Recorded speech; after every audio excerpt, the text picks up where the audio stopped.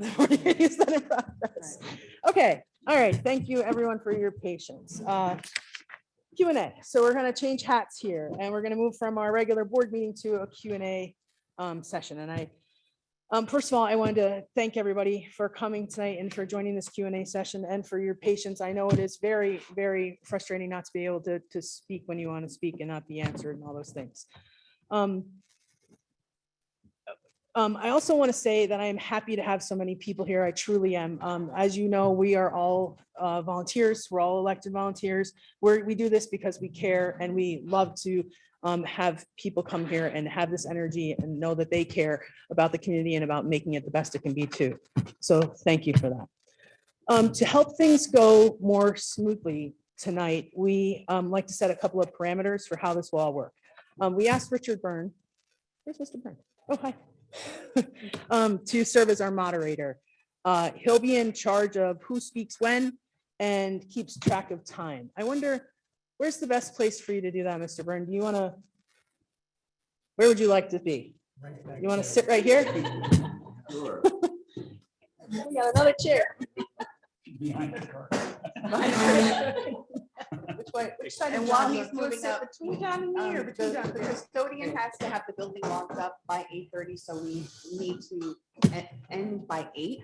But not that the conversations will end, but we will, if this goes well, we can have another session at some point in time and follow up. But we do need to end around 8 p.m. Even if it doesn't go well.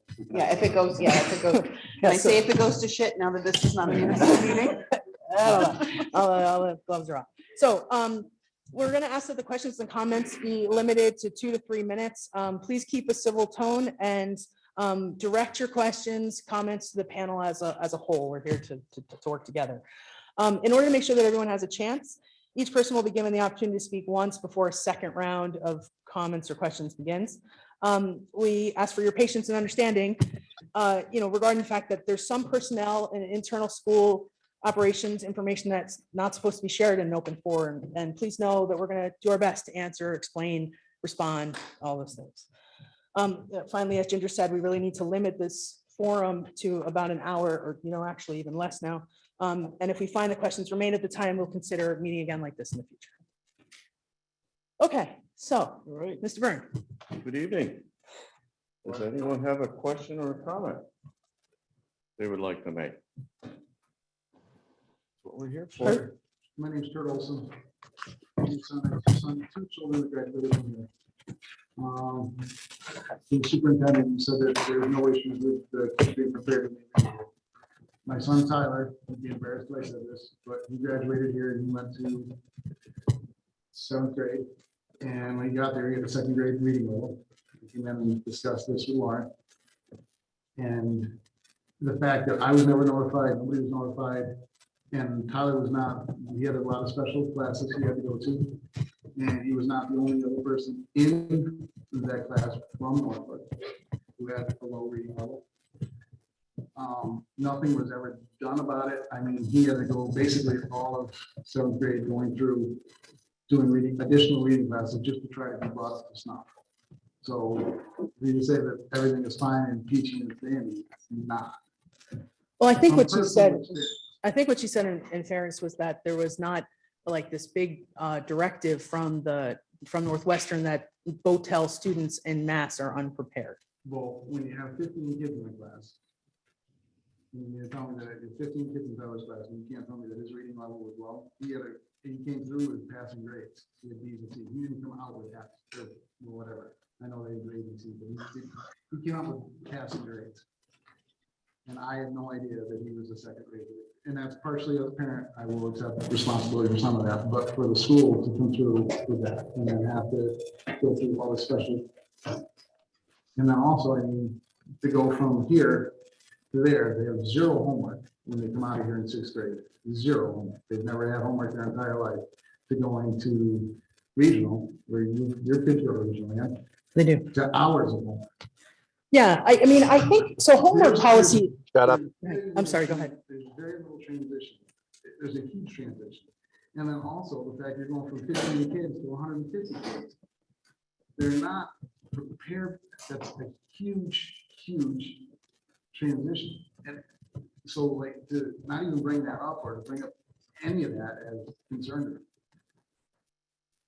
Yeah, You know, okay. this is an outside parent. This is like, I know you guys see your way, but this is a parent speaking out. Thank you.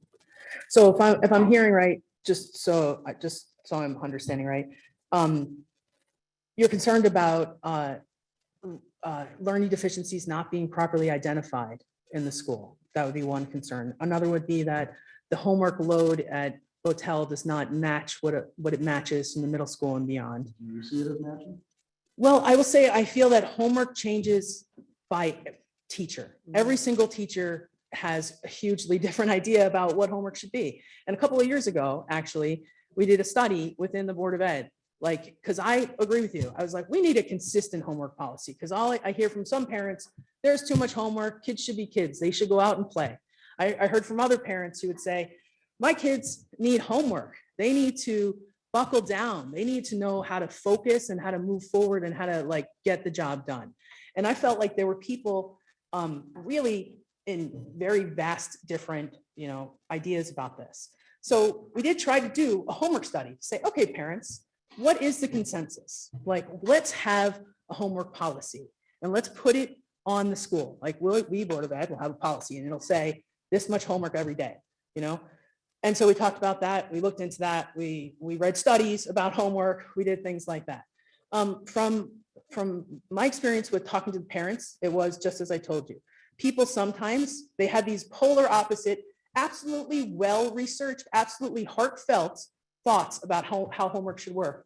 They just were completely different. So I didn't find a consensus among parents.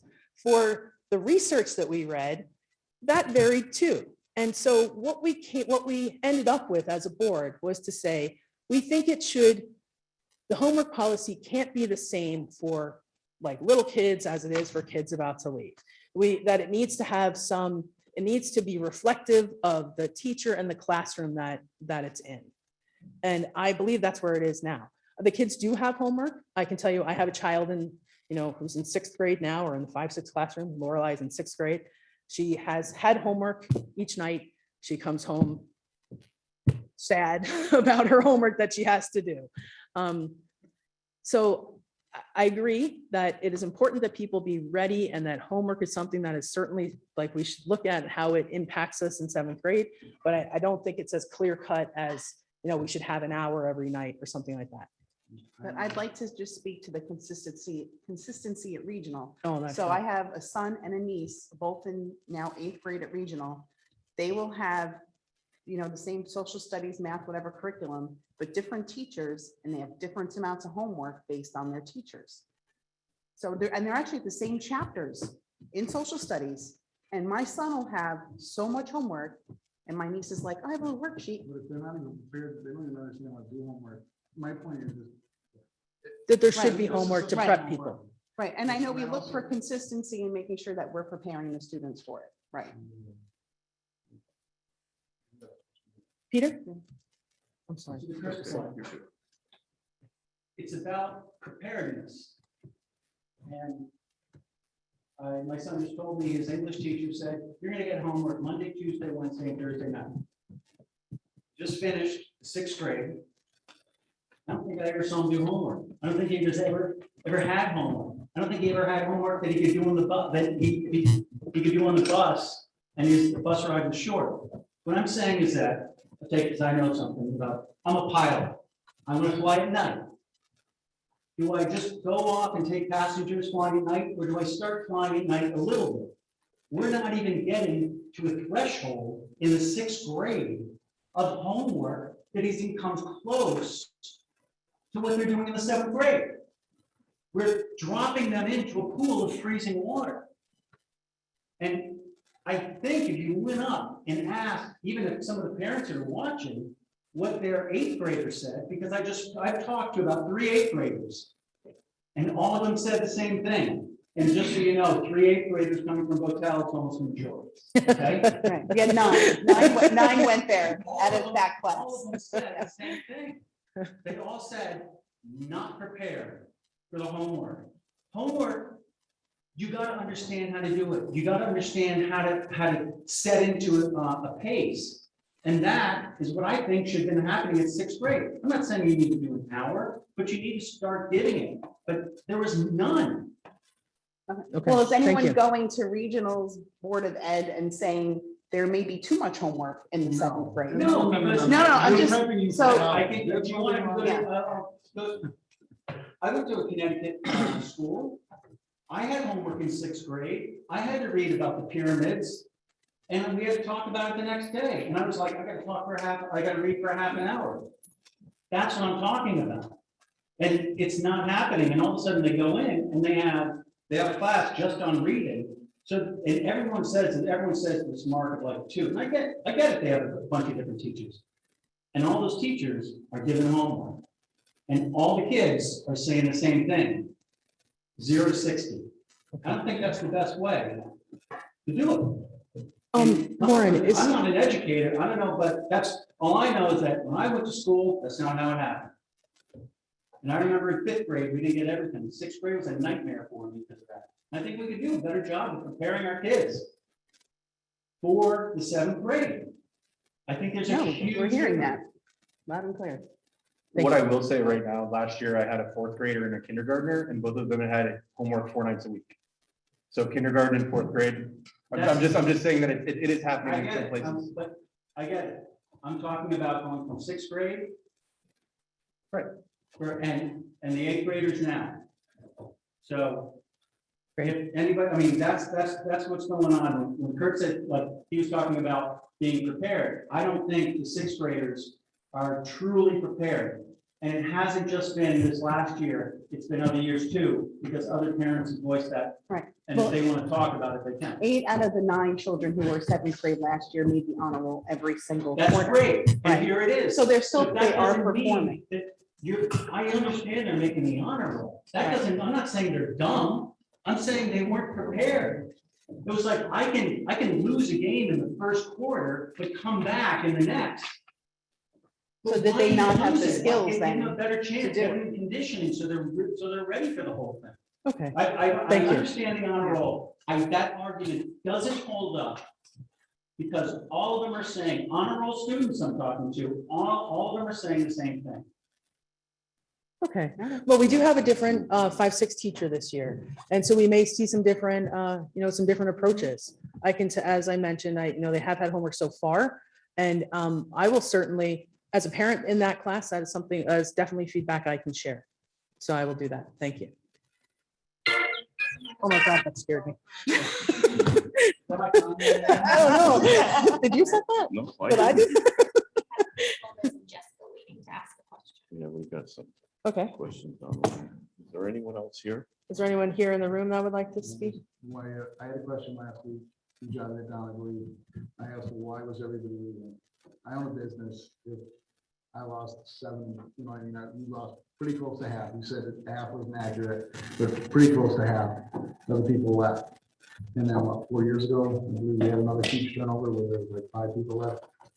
That was when, I'm wondering why there's such a high turnover rate. If I owned a business and I had a huge turnover rate, that would be a point of concern to me. And I'm asking, who's asking that question? Why is it? Yeah. And I asked that question and you got it down, you said you would respond. Well, so we did try to address that during our board meeting. Do you can't feel like we wait. should ask those, let those, or should I? I mean, I'm happy. I like that. Like, I think that's an important question. I think that's a fundamental question to ask of Botel right now. And I agree. It seems alarming to have people leaving that way. And it is not something that as a Board of Ed member, I want to have happen. That's for sure. I can tell you that we have a very small pool and we have there's reasons for each one. And it would be, I think, dishonest to say that multi-age has not played a role in that. Multi-age is a paradigm shift for Botel. To move from traditional classrooms to multi-age is different. It offers challenges to people who have not done it before, especially. It required teachers who were already here to reinvent themselves. And not every employee wants to do that. I mean, I don't want to put words in people's mouths, but I can imagine that could be a reason to want to go.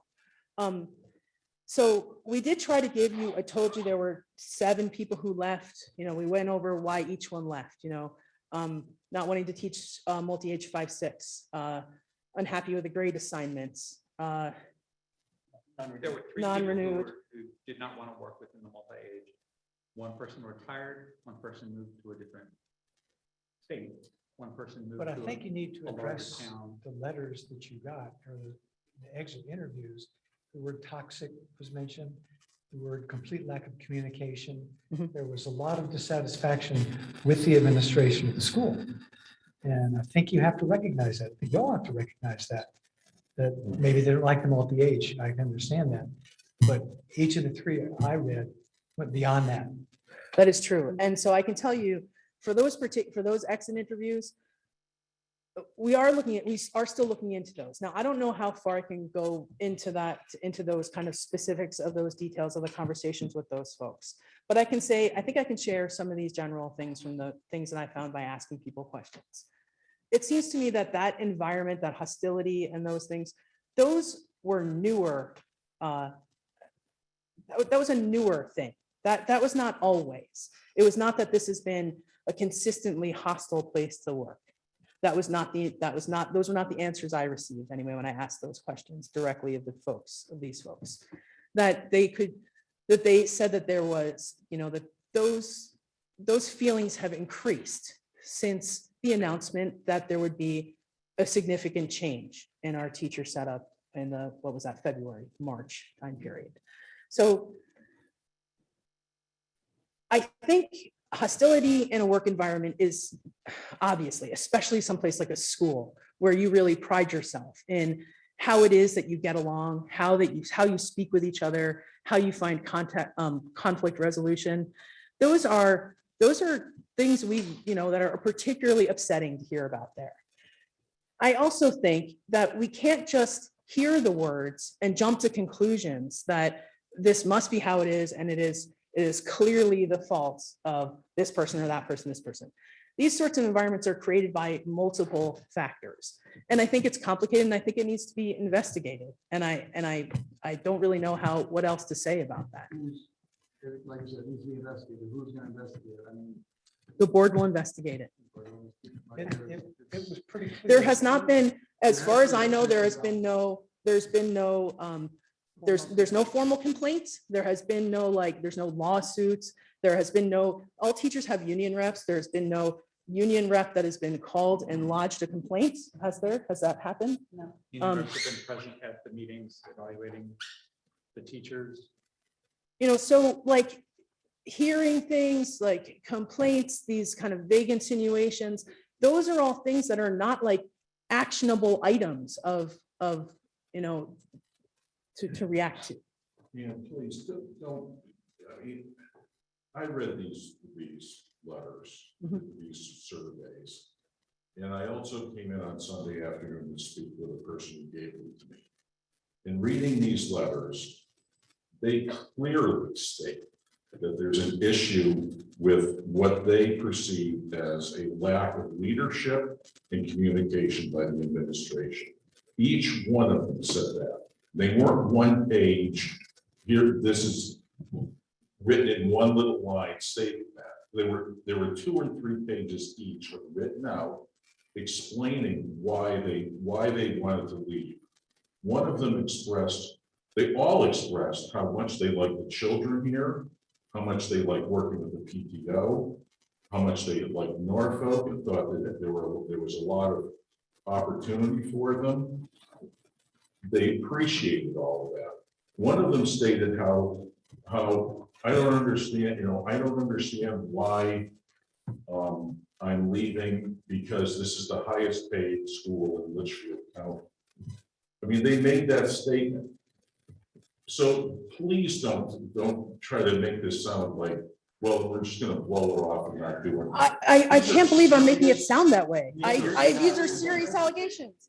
Oh, I don't want to blow it off. I want to continue to talk about it. I want to continue to have an environment where people can speak their mind and say what they feel.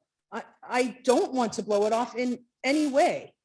What would it sound like to take it seriously? I think you need to seriously talk to the leadership.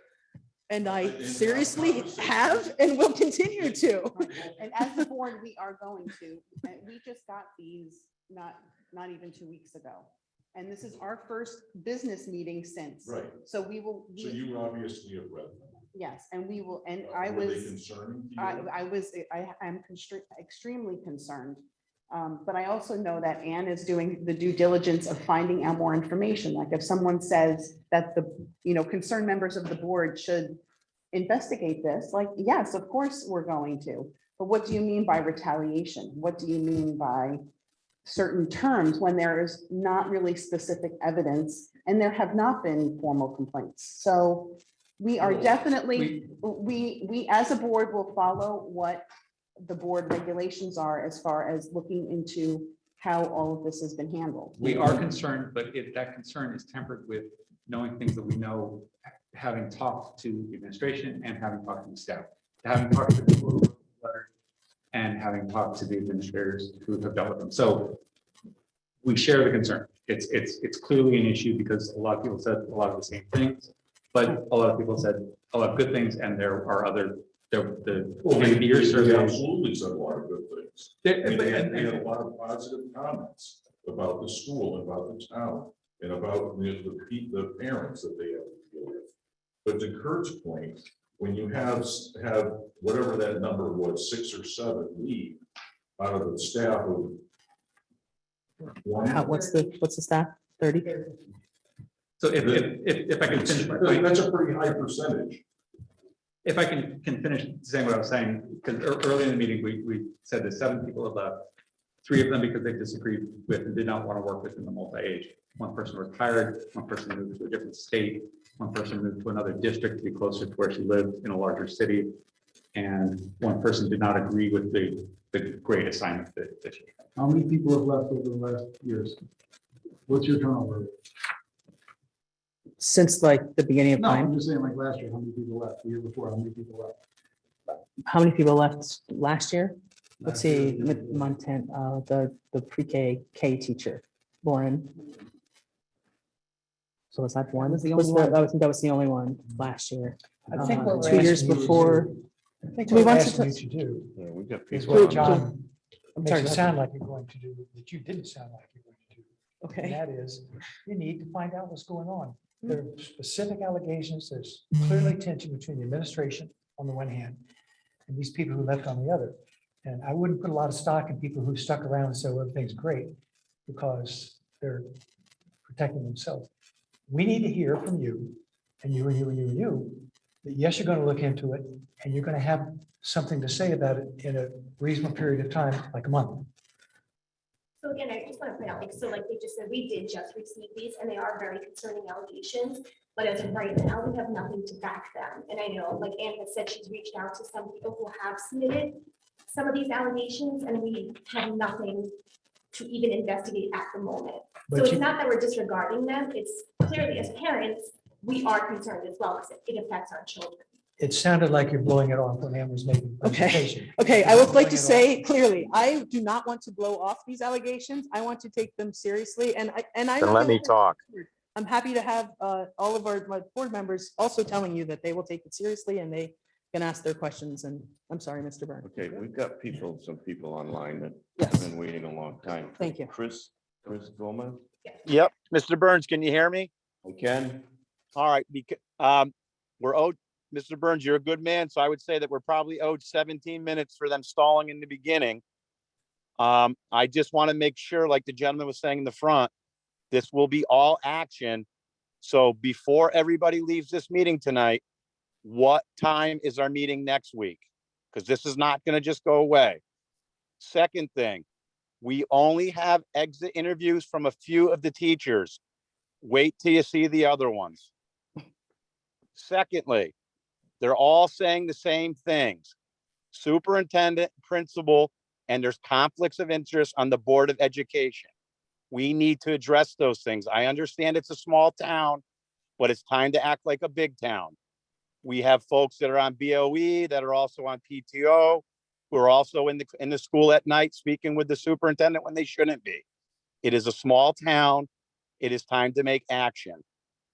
I don't think that it's fair for the Board of Education to be the ones taking all this action because, like the gentleman just said, they have their own interests. I suggest that we form an outside committee to look into this if we actually want any changes in that school.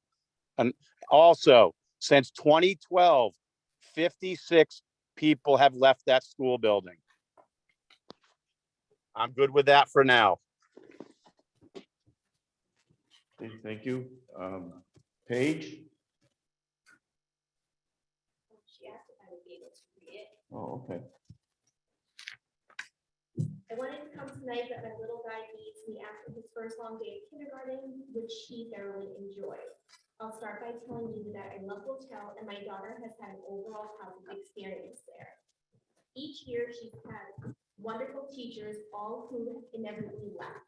She disliked multi-age learning and I can tell you, don't for any favors socially or academically.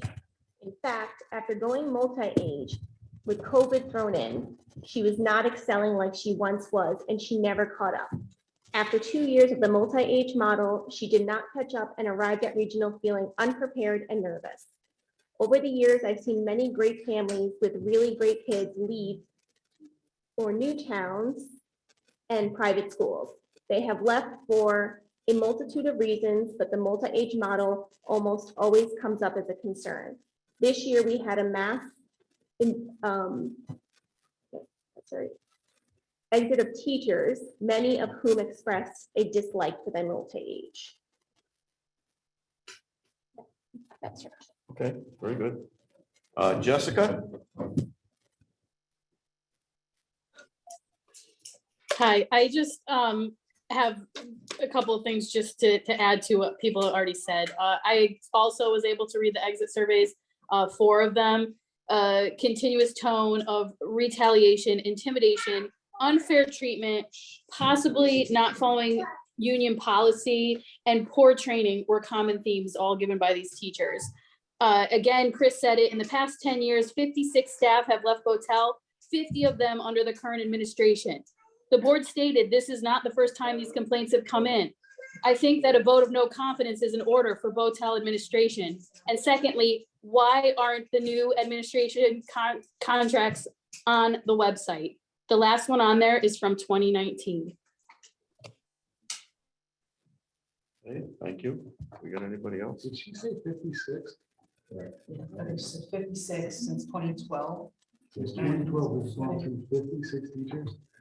That's what. Employees, not teachers. I'm sorry, it's still, Yeah, not teachers, staff.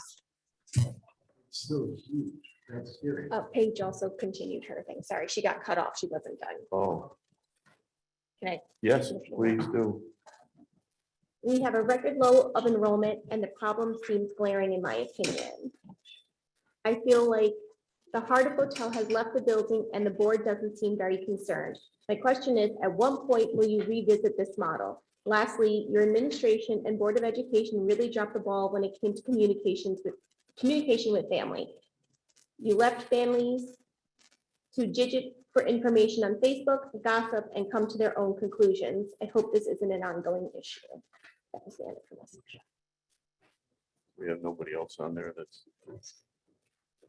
I wanted to say, I feel like there was a lot of stuff that went around social media and Facebook and stuff. And by the Board of Ed not having the information that clearly the general public had prior to us receiving it, doesn't really give us a fair amount of window to respond to those concerns. Because again, they are concerns of everyone else's, but we can't control how information gets out there prior to the board knowing. We can't control who teachers speak to in the public or friends that they speak to, and information gets around. We all know negative feedback travels faster than positive feedback. So I would just simply ask to give the board a chance to look at these concerns and really have the opportunity to talk to the teachers who submitted them prior to making a judgment that we're pushing it off, because that's not what we want to do. And please either come to all of our meetings, watch the meetings online after the fact, because a lot of the things that have been brought up in meetings and not, there is the stuff that we discuss in executive session because it deals with personnel matters that are protected. But a lot of these other things have come up, that our efforts to work with Colebrook and homework and all those things. Please come to our meetings. We We're elected by you, and we, as representing you, want your feedback. Is that Sandy? Go ahead, I can't- been doing exit interviews? And does everybody do one? They're voluntary, as I understand it, and I think it's been maybe 3 or 4 years. 3 or 4 years. And we put them in place. You know, we don't have to do exit interviews. We put them in place so as to understand why have 50 people left since 2012? You know, to understand the situation so that we can, you know, properly address it. But yeah, and I think they're voluntary. And they're submitted, like, I think they're submitted to Mary Pat, to the secretary. They don't go like directly to the board or anything like that. I don't think they go directly to the administrators. They go to the secretary, right? That's how it works. Do people submit it in writing or do you sit with them? In writing. They submit them in writing. It's a survey, not really an interview. Yeah, I guess it's a survey more than it is an interview. So they submit them in writing. And unfortunately, human nature is that people are really reluctant to really air their feelings because they feel it's going to come back and bite them later on. And I know from being in business that when somebody asks you for a recommendation, you can only say, yes, they worked for me and yes, they worked for so many years. But it's always a fear that something is going to sneak out because you really told the truth or you gave your opinion. And it'll come back and bite you and possibly affect you in your future employment. So anybody who gives an exit interview, I have to give them a lot of credit. Right, And I've read those 3 also, and it is pretty damning. Right, and so up till now, they've all been sort of confidential and just held within the school. And, you know, in the future, if teachers want to leave, they're gonna know like, oh, whatever I write here could be public. So how honest are they going to be really in what they're saying if they know that people in town are gonna get copies of this? If I'm not mistaken, the 3 that were given were people who voluntarily offered them. They were given because they were asked for by Jessica Authority in a Freedom of Information request.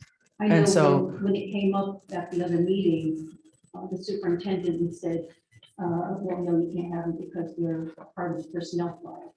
No, we weren't sure. I didn't say that. I said I had contacted the attorney and he was investigating whether or not we were able to give them out or whether they were considered under protection of evaluation. I didn't know at that time. I hadn't received it. Did you get an answer back?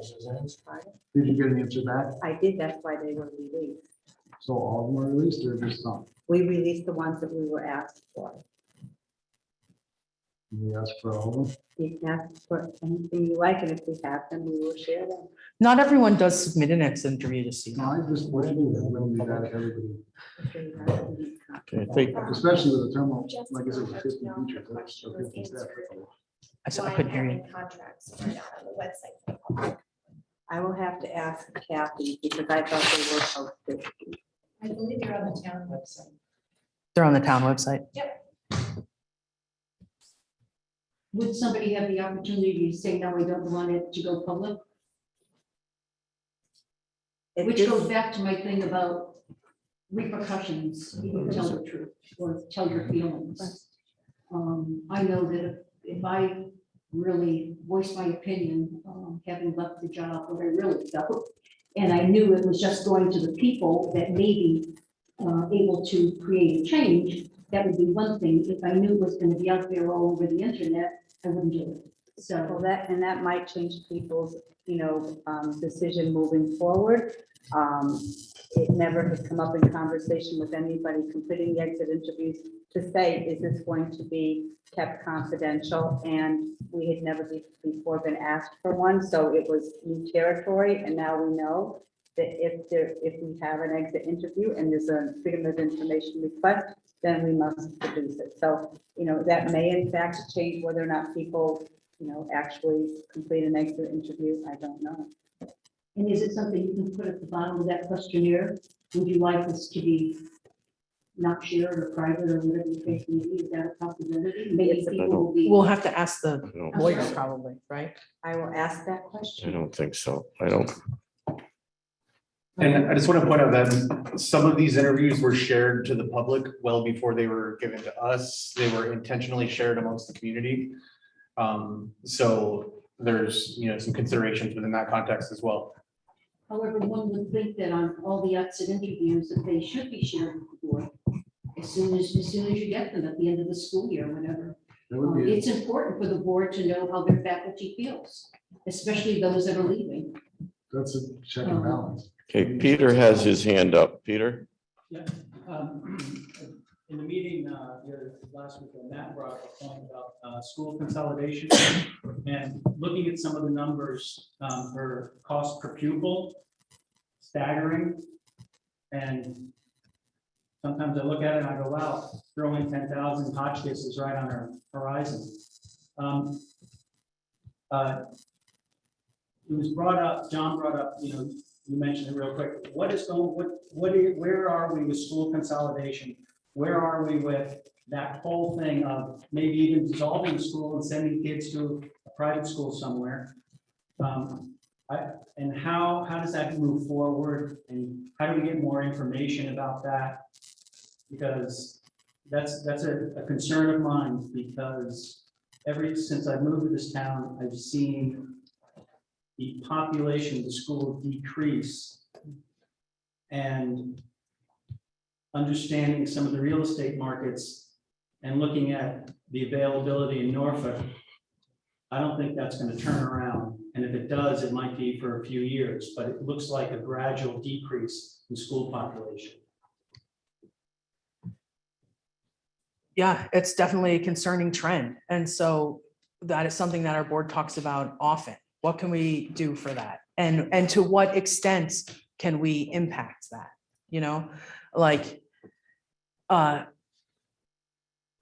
We have tried to make overtures to the Colbrook Board of Ed to talk, to try to make progress, and we'll continue to do that. I can say that. We'll continue to do that. Go ahead, Matt. Well, I think Skylar had a question. Oh. Okay. Go ahead, Skylar. Right, probably none of you, a few of you know me, I'm Skylar Thompson. I was on the Norfolk Board of Ed for 8 years in the 90s, 6 as chair, and then 8 years on the regional board, 7 as chair. And before that, 10 years teaching somewhat reluctant students about European history, Lewis Mills. I see a problem that Kurt has mentioned, the communication or the preparedness that our students receive before going to regional. And I think part of that is because we've got 5, I think, separate elementary schools, each with all local control, jealously guarded by each town.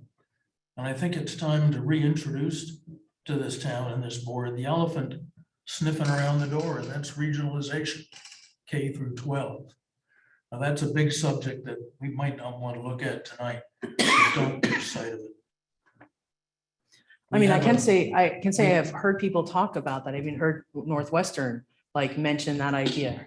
As our populations are smaller, theirs are too. We're the feeder schools. As our feeder schools make their way to the Northwestern, it's also smaller.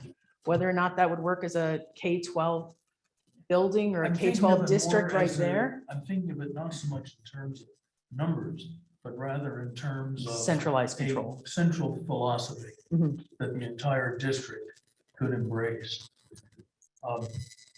Another point made was some teachers may be unhappy with something, but when it comes down to it, teachers are not necessarily risk takers. They wouldn't necessarily go up to a principal and raise hell about this, or a superintendent that.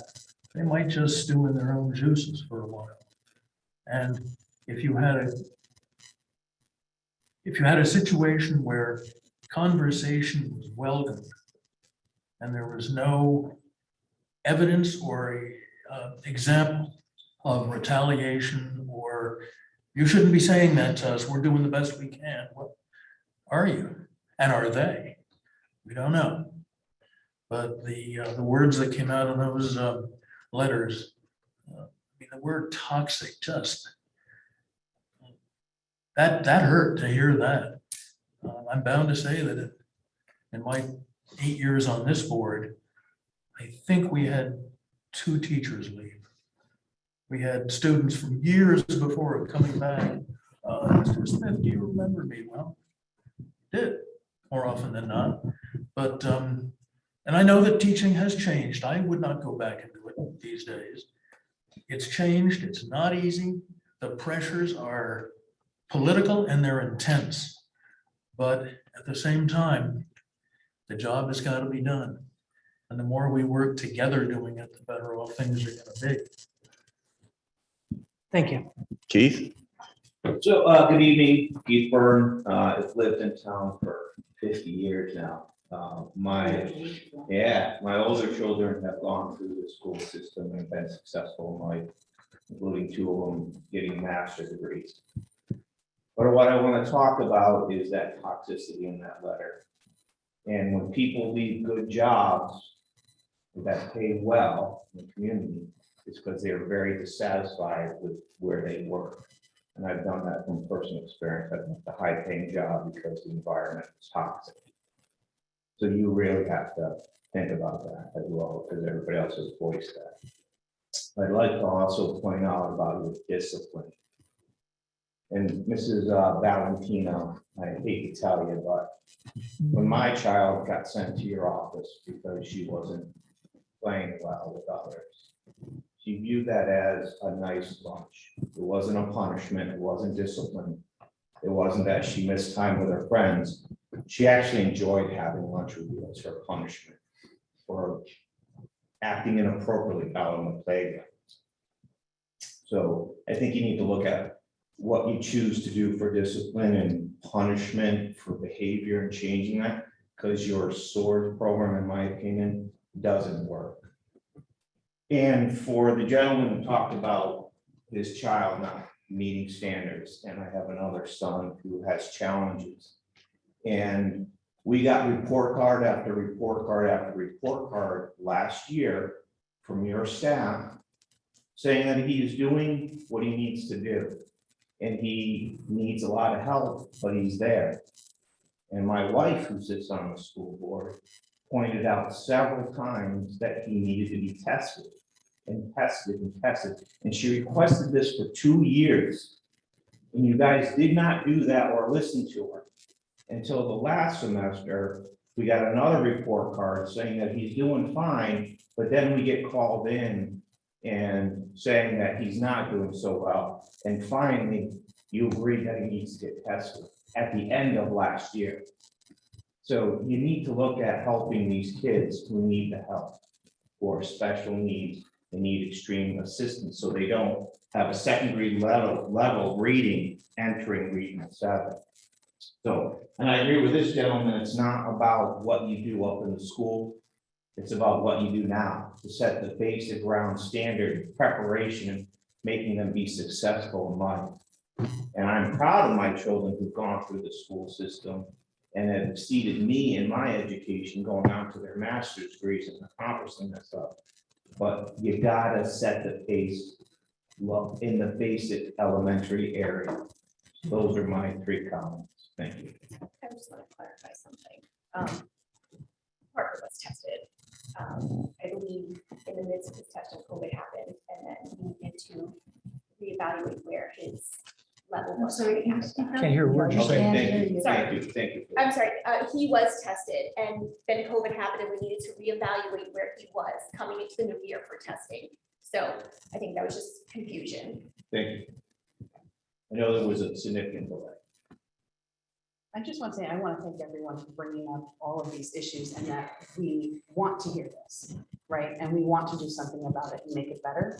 So it might be uncomfortable, it might be hard to say, it might, be difficult, but I don't, as a board, I don't think we're afraid of facing that difficulty. And just to speak to people who can say, we need a vote of no confidence and that we need to do something. Of course we do. There's processes we have to do. We all do care. And we want you to see that we do care. And we're gonna do something about this as a community and as a board. And so thank you for being honest and open and letting us know about these things. And if there's not a Q&A forum, you can always reach out and contact us outside of the forum. We can't meet as a board outside of our regular meetings or called special meetings, but we're always open to hear what you have to say. Is that okay to Sandy? say? Sandy? With all the negative comments, it is no negative. Hotel is a wonderful school. It's got a great facility. It's had some wonderful teachers through the years. Several years ago, Ann had put together a thing talking about all the benefits of Hotel School, which was very impressive. But the comment about what are we doing in town to bring in young families and children? Well, when people are buying $2 million homes and those are the ones that are moving into town, they're not going to send their kids to Hotel School. If they look at our ranking, I wouldn't send my kid here, I don't think. And I've been through here and my kids had the best of the teachers here, but they're sending them to private school. So we need to do something to improve our school system and our discipline to encourage some of these people whose children go to private schools to now come to the local school. So I've had an idea and I was actually thinking about coming to the next Board of Finance meeting. During public comments, say, you know, I would like for the Board of Finance or the Board of Selectmen to look in maybe, are there incentive programs we can have for families to move to Norfolk? Like my mom lives in New York and has the STAR discount. So she doesn't have children in the school. She gets us a tax break. Like, can we provide things like some sort of incentive to people? If they send kids to Botel, hey, you get that was, you know, a percentage off your taxes because it's expensive to live here. How about a good I education? don't think so. How about Okay. just a good education? Right, yeah, so I don't know, I think that there's like things that we can talk, like the board, we can talk about, but we can't make happen, right? Like we can't make those kind of incentive programs happen. And when I see new listings, like there's one on Parker Hill, you know, it's a great country escape and it's a half an hour from Great Barrington. You know, that's not really like, come bring your family, it's a great 3-bedroom house. Like that's more of come have a second home in the country. And I love my neighbors that have second homes. You know, I started off part-time and we moved our whole family here. So I'd like to see more families do that. I've Oh, got Rex one has a more. question. Okay, I've got Judy. Sorry, Rex. Judy would like to comment. I remember the vote years ago for consolidation, and the Norfolk Board of Education did not want consolidation, but the town of Norfolk did. That's why Colebrook backed out. So, Yes, and I Norfolk- would certainly agree with that. Some of the comments made to and about Colebrook were pretty negative.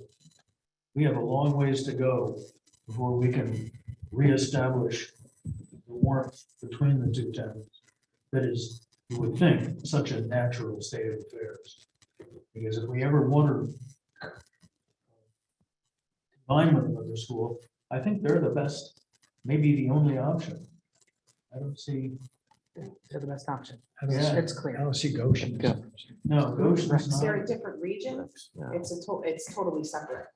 Sure. and It's, Winston's when we not. looked into we did try to look like, what are the possibilities of other schools? Are there other schools we can combine with if Colbrook doesn't want to?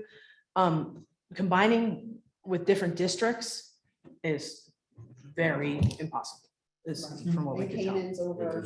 it would- I'm sorry, Rex. I know. Rex, go ahead.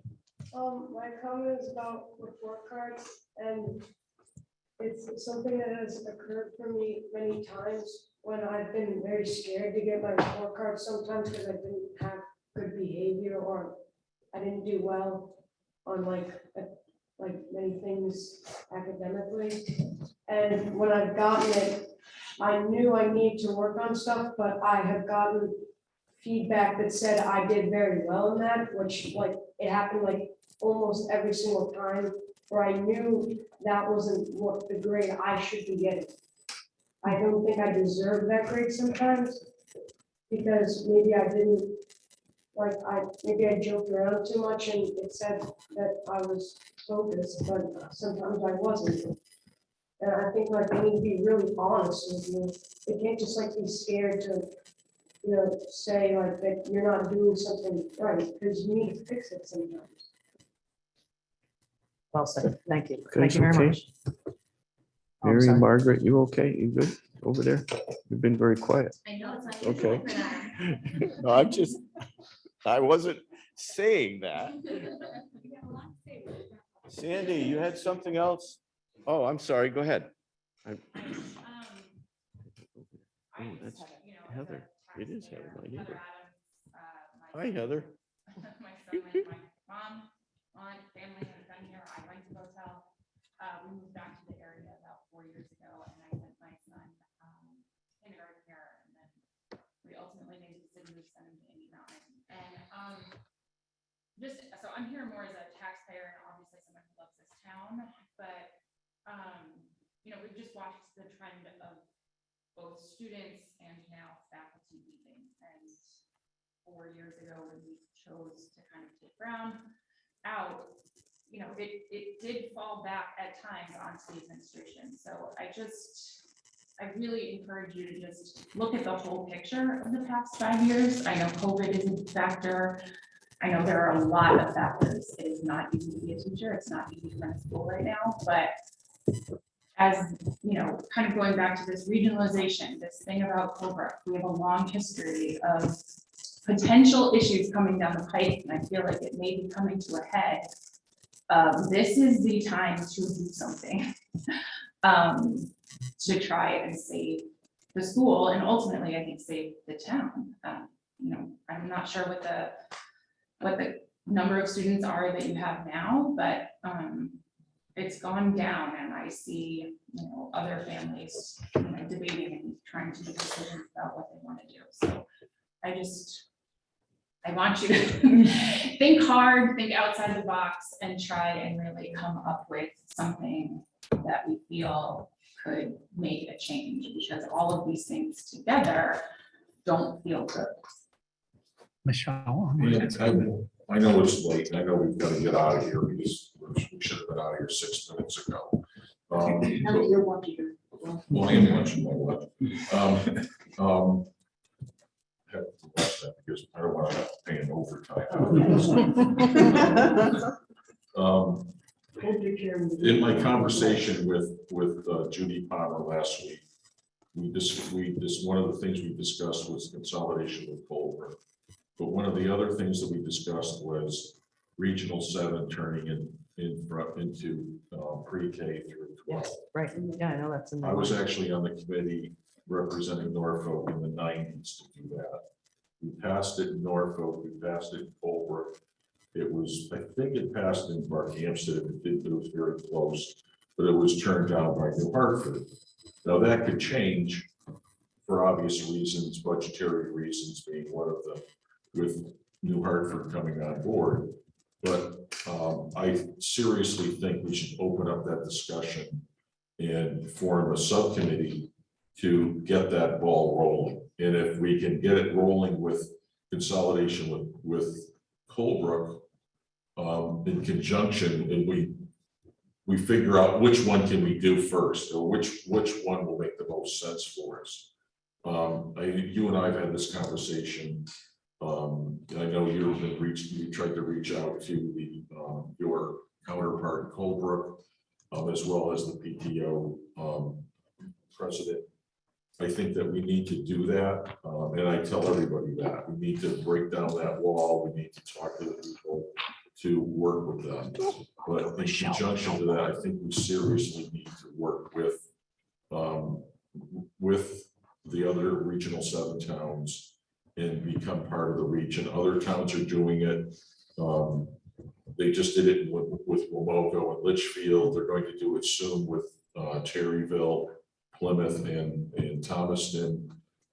These are all numbers that they're looking at, and it's for it's not just the dollars, as I've said many times. It's the what are we going to do to provide the best education so people do have a good attitude when they want to move to Colebrook. I realize the real estate market is awful for people who want to move here unless you have millions of dollars. But I'd be willing to work with you and whoever on your board. We can certainly put a committee together to say we're ready to do it in Norfolk to consolidate or to regionalize, and that's what we should do. Thank you. Thank you for having this, by the way. Okay, I've got one more. I've got Michelle. Michelle actually just has a comment and the question is actually from Paige. Can't hear you. Michelle's comment actually goes to what you were just speaking of, Matt. She said Colebrook did not wish to relinquish their building, which was also part of the reason why the vote was no. I wasn't around for that vote or anything, so I'm not really sure what that was. But Paige's other question for the board was, considering all the issues with the multi-age, would it ever be revisited? Well, if we were to roll back multi-age with our current population, Lauren, can you tell us you probably know the numbers, the precise numbers of the kids? I know we've talked We about that have before. 5 students in pre-K, 7 students in kindergarten, 9 students in first grade, 7 students in second grade, 6 students in third grade, 10 students in fourth grade, 6 students in fifth grade, and 16 students in sixth grade. And it would also require, at this point, it would require hiring 4 more teachers, right? Because we now have 4 classroom teachers. Have you ever considered going to equal skill teaching instead of by age? Not sure there's a I'm not better way sure. of phrasing it, but people would be taught a basic level. When you're proficient, you move on to the next level, whatever your age is.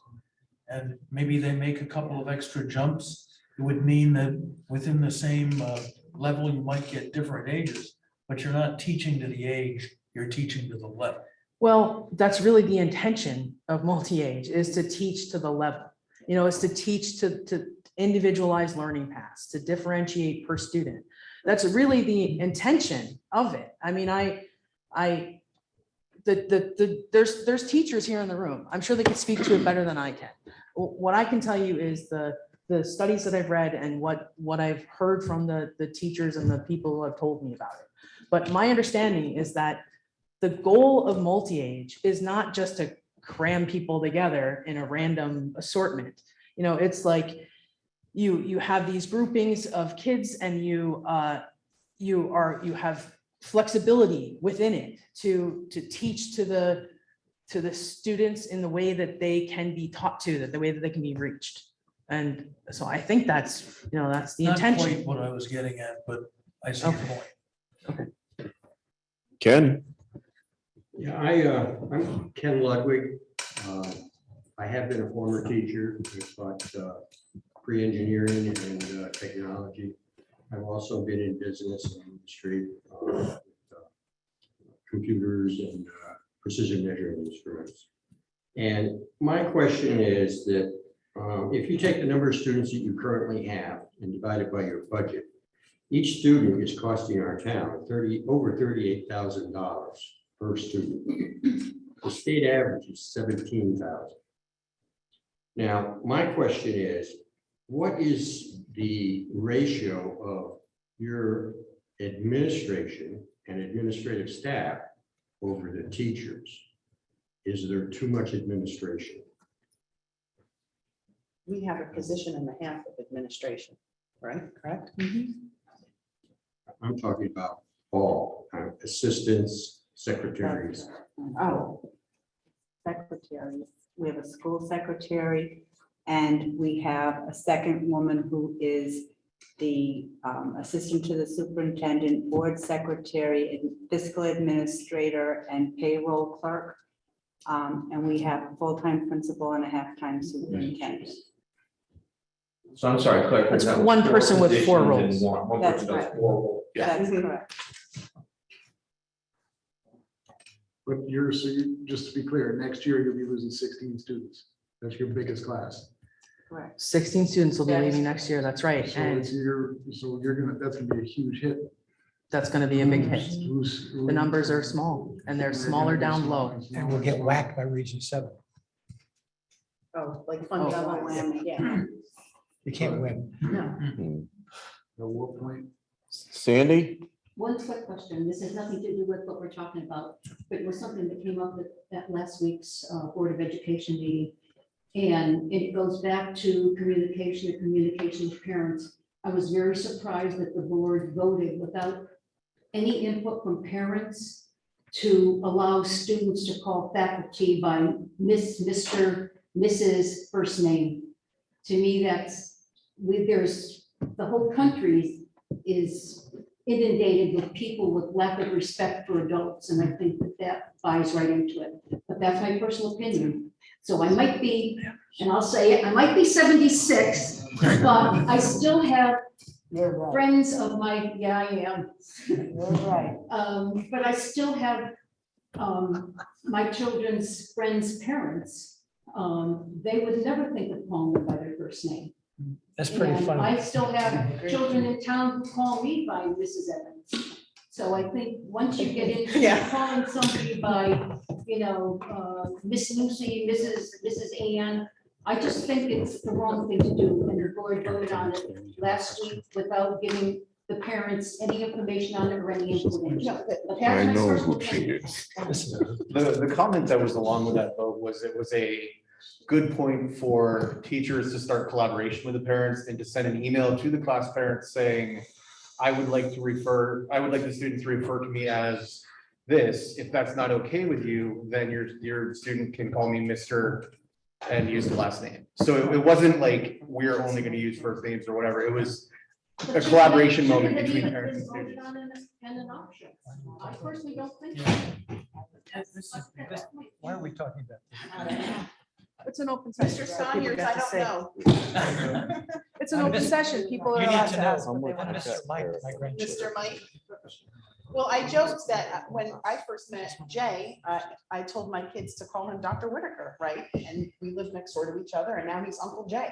Like, there's, it's a way of. But when you've got children, you are their parents, not necessarily their friends. It's been an hour. Right. And in the same way, I was Kim Simmons' teacher, she was my student.